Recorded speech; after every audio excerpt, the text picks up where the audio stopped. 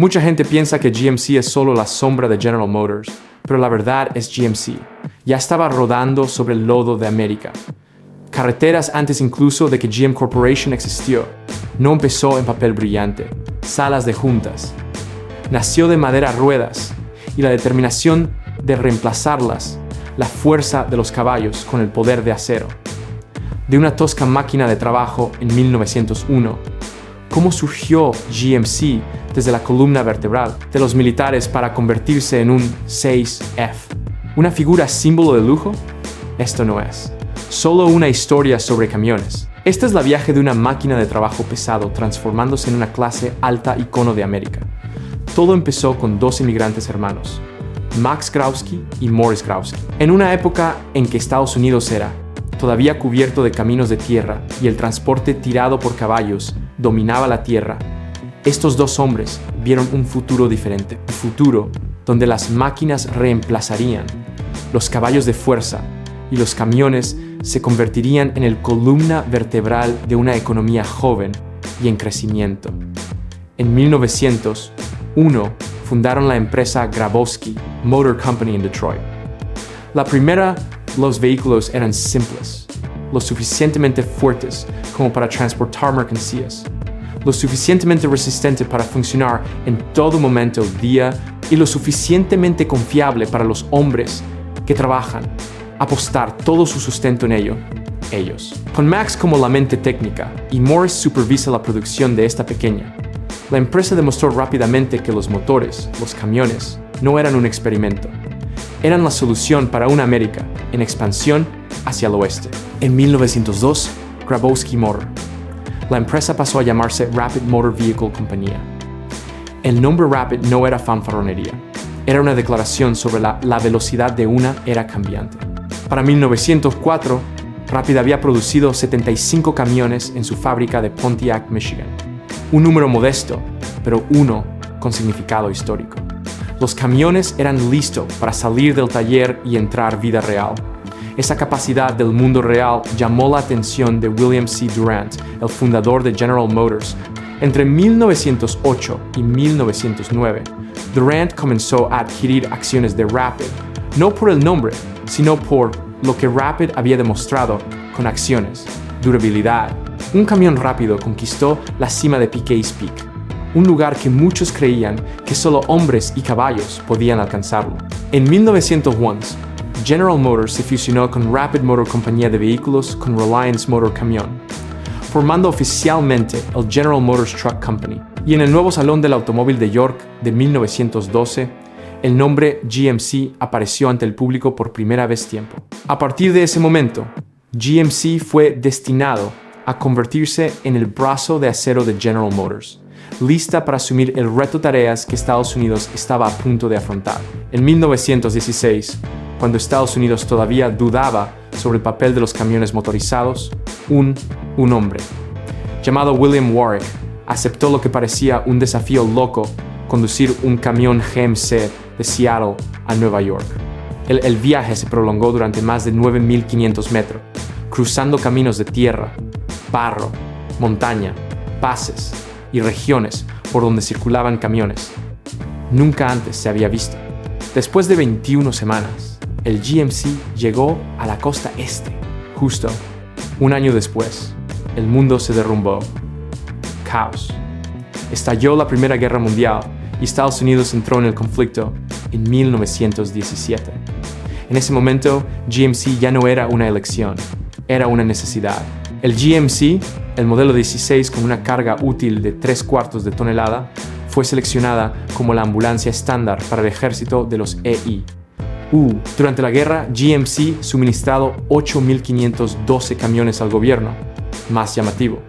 Aún así, el 90% del total de la empresa a la producción se dedicó al uso militar. Después de la guerra, la reputación de GMC alcanzó más allá de las fronteras de Estados Unidos. En 1923, cuando el gran terremoto de Kanto, Japón, devastado, los camiones GMC fueron exportados para apoyar el socorro y esfuerzos de reconstrucción. Desde Europa, desde los campos de batalla hasta las ruinas de Asia, GMC demostró una verdad innegable. Estos fueron máquinas en las que se podía confiar cuando todo lo demás se derrumbó. Entrando en la década de 1920, Estados Unidos ya no necesitaba camiones, simplemente para sobrevivir. Necesitaba velocidad, eficiencia y escala. GMC entendió esto y decidió demostrarlo a través de no se pudo registrar ningún anuncio publicitario. En vallas publicitarias siempre igualan. En 1925, GMC se fusionó con Yellow Cab Fabricación, formación del camión amarillo y empresa de fabricación de autocares. Esta no fue solo un trato comercial, sino una unión entre camiones pesados y urbanos transporte de pasajeros, colocando la fundación para el transporte público y de autobuses modernos sistemas de transporte en todo Estados Unidos. Estados Unidos, 2 años después, en 1927, la leyenda de la velocidad Cannonball Baker emprendió un recorrido transcontinental desde Nueva York a San Francisco en una camioneta GMC. Él completó el viaje en 5 días, 17 horas y 30 minutos, destrozando la creencia de que los camiones solo eran lentos y máquinas engorrosas. En carreteras que eran aún en gran parte sin pavimentar, GMC demostró que la fuerza y la velocidad podrían coexistir lado. Pero la verdadera prueba llegó en la década de 1930, cuando la Gran Depresión arrasó en todo Estados Unidos. El dinero se agotó, los empleos desapareció y cada máquina quedó cuestionada. ¿Merecía existir? GMC respondió con innovación. En 1931, GMC completó el primer vuelo transcontinental envío de alimentos congelados, terminando el viaje en 117 horas. Esto fue más de un logro técnico. Cambió la forma América comía, conservaba alimentos y distribuyó bienes durante sus mayores años difíciles. Luego, en 1937, GMC introdujo un concepto completamente nuevo, el Suburban Carry All. La línea clara entre turismos y camiones desapareció. Desde el exterior, el Suburban todavía tenía el aspecto de un camión, una caja carrocería, un robusto chasis de carrocería sobre bastidor, pasos de rueda altos y una parte trasera ancha apertura para carga, pero a diferencia de la pura vehículos comerciales, su carrocería estaba completamente encerrado en acero, protegiendo a los pasajeros. De la lluvia, el polvo y el frío, una rara característica en ese momento. Bajo el capó se encontraba un motor de 6 cilindros en línea de gran cilindrada, motor que ofrece un par potente a bajas revoluciones, en combinación con un manual sencillo transmisión. Fue fácil de reparar y fácil de mantener incluso en los más pequeños pueblos. En el interior del Suburban no era lujoso, pero sí inteligente, práctico. Asientos largos, un asiento plano. El suelo y los asientos extraíbles lo permitieron para transportar personas o carga. Grande, las ventanas proporcionaban una amplia visibilidad y el panel de instrumentos era mínimo todavía fácil de leer. Este era un vehículo que podría llevar a toda la familia en el fin de semana y transportar mercancías al mercado lunes por la mañana. Cuando la Segunda Guerra Mundial estalló, GMC comprometió toda su fuerza industrial al esfuerzo bélico. De 1941 a 1945, GMC produjo más de 529.100 camiones militares de 2-5 toneladas conocidos cariñosamente por los soldados estadounidenses como Jimmy. Estos Jimmys no eran glamorosos y no necesitaban serlo. Eran construidos para recibir balas y soportar barro, sobrevivir a la escasez de combustible y seguir avanzando. En toda Europa y el Pacífico, GMC se convirtió en el torrente sanguíneo logístico de los militares estadounidenses, que transportaban municiones y alimentos, soldados y esperanza. Pero el verdadero milagro llegó en forma de una extraña máquina, llamado el Duke W, también conocido como el Pato. Desarrollado en solo 43 días, se basó en el GMC chasis de camión 6-6 de 2-5 toneladas, pero envuelto en un casco de acero sellado, similar a un barco que le permitió flotar. Una nariz alta y angulosa, cuerpo largo y parte inferior suavemente curvada.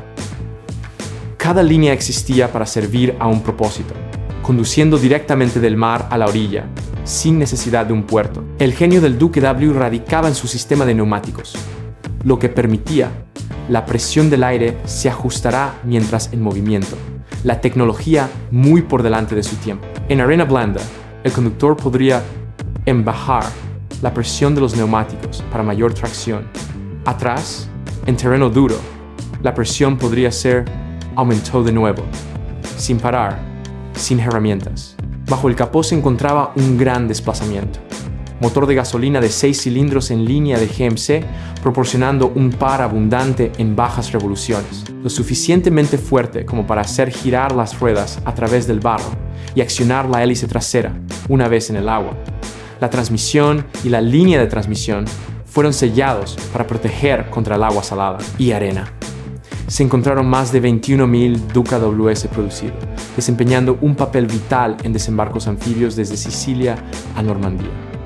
Al terminar la guerra, GMC comenzó a cambiar. Los diseños de vehículos se convirtieron más suaves, parrillas más anchas y bajas, faros integrados de forma limpia en lugar de pie expuesto. Entrando en la década de 1960 a 1970, GMC oficialmente transformado. En 1960 introdujo la Sierra, convirtiéndose en uno de los primeros modelos de tamaño completo camionetas personales. La Sierra mantuvo una carrocería robusta sobre bastidor fundación, pero sus líneas eran más limpias, más equilibrado y más seguro. A capucha larga, carrocería ancha y forma cuadrada, pasos de rueda proyectados de control y fuerza sin la dureza de lo puramente vehículos comerciales. Bajo el capó vivió la verdadera alma de la Sierra, la Quinta Americana 8. Opciones que van desde bloque pequeño a bloque grande, entregado par abundante desde bajas RPM. Este era un camión que podía remolcar remolques, transportar madera, escalar montañas y aún así sigue navegando por la autopista suavemente durante cientos de millas. El sonido del bocho era profundo y denso, nunca afilado. El sonido que le dijo a un hombre estadounidense que conducía una auténtica máquina. Dentro del interior de Sierra era práctico, pero no Spartan más largo. Asientos de banco anchos, con resortes gruesos, un volante grande que llenaba las manos, fácil de leer calibres y metal duradero mezclado con plásticos duros. No son lujosos, pero lo suficientemente cómodo para el conductor. Sentí que ese era su camión, no el de la empresa. En 1971, la marca presentó el GMC Sprint, un híbrido entre camioneta y coupé, el gemelo directo del Chevrolet El Camino. El Sprint no fue construido para transportar cargas pesadas, un montón, pero para decir algo diferente. Los camiones podían tener estilo. Para 1978, el nombre Cababaya reemplazó a Sprint, llevando un tono de influencia española más emocional, dirigido a hombres que querían una caja de carga en la espalda, pero aún deseaba la comodidad y la imagen de un automóvil de pasajeros al frente. Aunque nunca fueron los más vendidos, Sprint y Cavierro demostró que GMC estaba en silencio, ampliando la definición misma de un camión. El año 1973 marcó un hito importante punto de inflexión del diseño con la llegada de la generación de líneas redondeadas. Esto fue cuando GMC y Chevrolet compartió oficialmente un diseño unificado lenguaje, cuerpos más redondeados, más simples, formas y lo más importante, el fin de la era de los 4 faros. Este nuevo el estándar no duró solo unos pocos años. Se convirtió en la base de los camiones GM durante las próximas 3 décadas, entregando consistencia, rentabilidad y claridad reconocimiento de marca. De esta estandarización surgió GM Máquina de Impresión de Dinero Real, una compartida plataforma de chasis para el Blazer, Jimmy Suburban y más tarde Tahoe, Yukon, Denali. Permitió a GM optimizar los costos de producción mientras se venden múltiples versiones en diferentes niveles de valor. Para 1998, esta misma plataforma fue elevada aún más adentro del Cadillac Escalade. Prueba clara de que los camiones y los SUV podrían conviértete en el lujo más rentable productos en América. Al mismo tiempo, el periodo comprendido entre 1982 y 1985, GMC se expandió hacia abajo. En primer lugar, GMC presentó el Squints con un diseño exterior limpio, carrocería estrecha y una longitud moderada que lo hizo fácil maniobrar en la ciudad mientras aún manteniendo las líneas cuadradas característico de los camiones americanos. El capó más bajo y rueda menos pronunciada, los arcos, crearon una sensación más amigable para compradores de uso personal. En el interior, el Squints. El interior no era elaborado ni lujoso, pero fácil de vivir y fácil de usar. Los asientos, tipo banco o individuales, eran tapizados en tela resistente. El volante era más pequeño que el anterior, camiones de tamaño completo, y el instrumento, el grupo, era claro y fácil de leer. Bajo el capó, el Squints normalmente utilizaba un 4 cilindros en línea de bajo consumo de combustible motor o un V6 compacto para aquellos que necesitaba potencia de tracción adicional. Salida no era alto, pero el par era suficiente. El funcionamiento fue fluido y el mantenimiento era simple, muy adecuado para la vida urbana. Y propietarios individuales que ya no trabajé en sitios de construcción todos los días. Luego vino la furgoneta Safari, diseñada para una necesidad muy americana. Viajando lejos, cargando mucho y viviendo con el vehículo todos los días, el Safari no lo intentó ser suave como un coche de pasajeros. Su cuerpo cuadrado, lados altos y puertas corredizas grandes. Las puertas estaban todas dedicadas al espacio y accesibilidad. Un morro corto y un parabrisas vertical hicieron. Es fácil ver hacia afuera, especialmente en ciudades y estacionamientos estrechos. Paso. En el interior y la furgoneta Safari se reveló por qué contaba con la confianza de familias y pequeños negocios. El interior era espacioso, con suelo plano y asientos flexibles, configuraciones capaces de transportar personas, carga o ambos. Los asientos altos. La posición ofrecía una amplia visibilidad y el compartimento del conductor estaba separado. Solo lo suficiente para reducir el ruido. No lujoso, pero lo suficientemente cómodo para conducir cientos de millas sin fatiga. Bajo el capó se encontraban un V6 compacto y fiable y motores Bocho con potentes revoluciones por minuto. Par motor. El Safari no era rápido, pero tiró con firmeza, soportó el maltrato y fue fácil de reparar. Fiel al espíritu GMC. A partir de aquí quedó claro que GMC era comenzando a alejarse de un enfoque puramente imagen enfocada al trabajo y más cercana a vida cotidiana. Ese cambio fue confirmado en 1987, cuando General Motors decidió retirarse GMC del mercado de autobuses y autocares. Después, más de un siglo ligado a lo público, transporte y comercial pesado vehículos, un capítulo de historia llegó a su fin cerrar. A cambio, GMC ganó algo más importante, enfoque completo en los camiones y SUV, donde su identidad de marca era más fuerte. La década de 1990 marcó un proceso integral de renovación de marca. Frío designaciones técnicas, gradualmente desaparecido, reemplazado por nombres con significado emocional y geográfico. CK se convirtió en Sierra, el Squints pasó a llamarse Sonoma y Jimmy evolucionó a Yukon. Esto fue no solo un cambio de nombre, sino un cambio en la forma en que GMC habló con sus clientes. Para 1996, GMC se fusionó organizativamente con Pontiac, reflejando claramente la estrategia de GM, posicionando a GMC por encima de Chevrolet mientras manteniendo un sentido de cercanía, masculinidad y practicidad. GMC no era para compradores que buscaban imagen, era para aquellos que habían trabajado lo suficiente para comprender el valor de la calidad real. El hito del centenario en 2002 fue un momento para que GMC recordara todo el viaje. Ya no era un fabricante de productos puramente utilitarios, camiones, pero tampoco tenía ningún deseo de conviértete en un Cadillac vistiendo una camioneta piel. El camino que eligió GMC estaba en el medio, premium pero nunca muy alejado del sentido práctico. Ese espíritu se expresó con la mayor claridad a través del nombre Denali. GMC creó un nuevo estándar para los estadounidenses. Camionetas de lujo. El diseño exterior de Denali todavía estaba basado en la Sierra y plataformas Yukon, pero refinadas notablemente.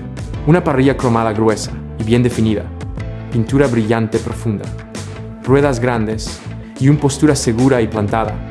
Entra, y Denali reveló la verdadera diferencia. Cuero genuino, madera auténtica, tacto suave, superficies, costuras gruesas y precisas, asientos amplios con acolchado profundo, fuerte soporte para viajes largos. Sonido, el aislamiento se mejoró significativamente. Convertir la cabina de un camión en un espacio tranquilo en la carretera, conservando la posición de conducción alta característica. Bajo el capó se encontraba un gran desplazamiento. Motor bocho, potente pero suave. Proporciona un par abundante para remolcar y aceleración sin esfuerzo. Denali no era para principiantes. Era para aquellos que ya habían recorrido un largo camino carretera y ahora quería un vehículo digno de ese viaje.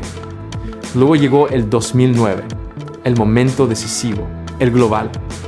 La crisis financiera obligó a General Motors en una lucha por la supervivencia a través de reestructuración. En ese contexto, los vehículos comerciales de servicio, mediano vehículos, margen bajo, alto cumplimiento costos, y ya no están alineados con las nuevas identidades, fueron eliminadas oficialmente. Filas de vehículos que habían sido atados a sitios de trabajo, flotas y ciudades estadounidenses durante más de 100 años abandonó silenciosamente en línea de montaje. Entrando en la década de 2000, ya no llevaban la carga de vehículos comerciales de servicio mediano.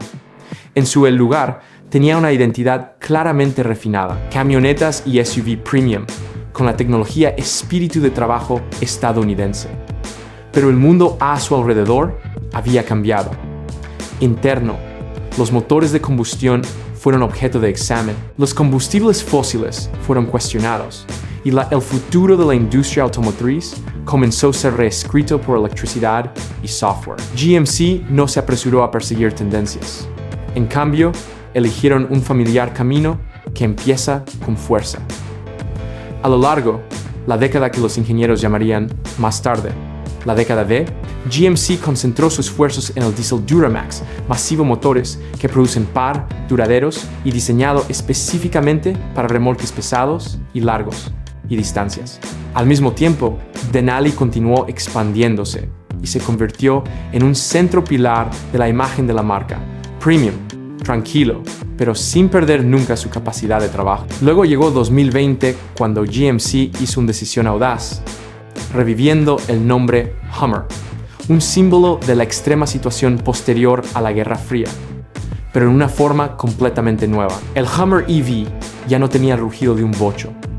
Sin embargo, preservó la filosofía central, potencia absoluta, para instantáneo, extremo, capacidad todoterreno, modo de marcha de cangrejo. Todos. De ello se desprende que GMC no lo vio vehículos eléctricos como un compromiso, pero como otra forma de expresar mecánica dominio. En 2022, GMC se expandió a Corea del Sur mercado, marcando las ambiciones globales de una marca que alguna vez fue profundamente estadounidense. Sin embargo, no importa el mercado, el posicionamiento se mantuvo sin cambios. GMC estaba un paso por encima de Chevrolet, dirigido a clientes dispuestos a pagar más por la calidad, la tranquilidad y la sensación de control. Hoy en día, GMC no pretende ser el futuro del transporte urbano, ni intenta borrar su pasado. En cambio, GMC existe como un puente entre dos mundos, donde el acero, el torque y Detroit. La memoria se encuentra con baterías, motores eléctricos y una nueva era. Si creciste con el sonido de un bochón por la mañana, si alguna vez viste un GMC estacionado frente a la casa, como símbolo de durabilidad y libertad, quédate con nosotros. Golpea como si esta historia trajera de vuelta un pedacito de tu memoria. Suscríbete para que no te pierdas los próximos reels sobre Detroit, sobre el acero y sobre los vehículos que construyó América. Y deja un comentario que GMC fue parte de tu vida, porque las historias merecen ser contadas y recordadas.